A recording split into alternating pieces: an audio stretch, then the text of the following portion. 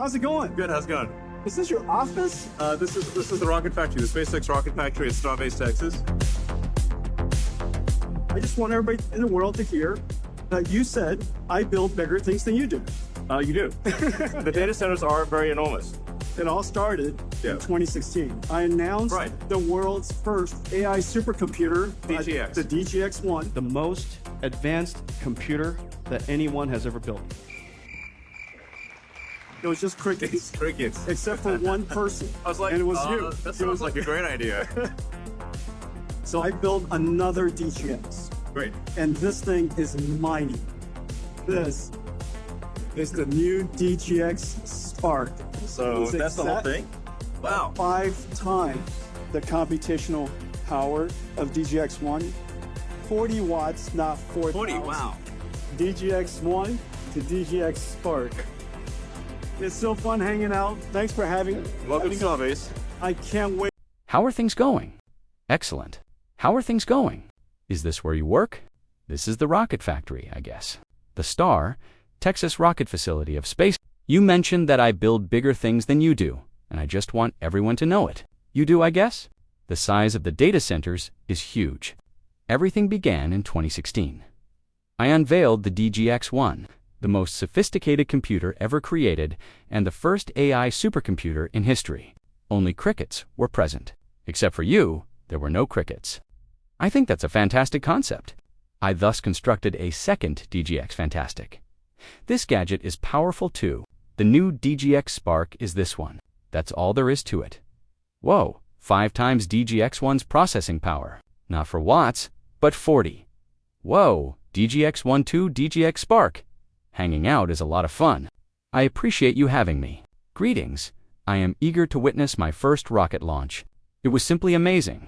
In 2016, you notably built the DGX-1, the first AI factory in history. Yes, you actually gave it to Elon Musk at OpenAI by hand, I guess.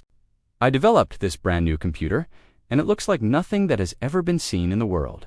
It operates differently than anything the world has ever seen.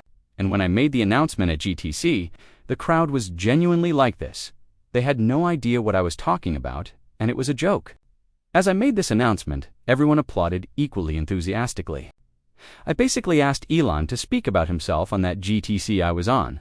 We were working on self-driving vehicles when he walked on stage and asked, "Jensen, what's that computer?" DGX-1, and I built it for this reason, I stated. I could use one, he says. He says, yeah, I have this nonprofit. After I finally obtained a PO, the last thing you want to hear when you're starting something new is that your first client is a nonprofit, I said. I delivered anyway, was the DoorDash computer person, and I delivered this computer to San Francisco, where it was owned by OpenAI.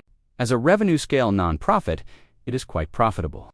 Yes, we have been collaborating for a while. Since then, Nvidia has been used to build every model. Yes, and it's a big thing. Jensen is referring to a huge physical equipment when he talks about a computer. When people hear the term RGPUs, they typically think of tiny GPUs made by Nvidia. We have a rack-scale GPU now, 120,000 watts, 2 tons, and roughly $3 million. It's a GPU. We also sell smaller GPUs, like the ones Jeff Hinton used, that plug into your PC and cost around $1,000 or $500. You can use them for AI video games and other applications. We do, however, have larger GPUs. There is also a 1 GW AI industrial GPU that costs roughly $50 billion. Tell us about these artificial intelligence factories. You may have the small one, which is the AI blender. But you also have the huge ones, the AI factories that you threw your weight behind in 2016 and began claiming that the world would require them. You must think about how you gained that advantage and that belief.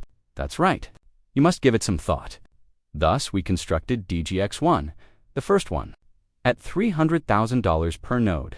It was the priciest computer ever seen in history, and it wasn't very successful. I so concluded that we did not make it sufficiently large. We then created a larger one, and the second one was incredibly successful. The next question is how big you make it and how difficult you make the computation. NVIDIA's product cycles and the way we create and design are the reasons why things are happening so quickly. We are developing a full infrastructure at once, not just a single chip. Today, we are the only firm in the world that can produce everything in a building with just a blank sheet of paper. Power and networking. This includes all of the switches, CPUs, GPUs, networking, and other technologies in the entire factory. It is buildable and uses the same NVIDIA software stack. We may also advance very quickly since we can integrate in that way. They are all software compatible, so I could redesign the following years and then redesign the following years. Velocity is a benefit of software compatibility. The PC was able to move so quickly because they were all Windows compatible, which means that you may create chips as quickly as you want, as long as you comply with the stack.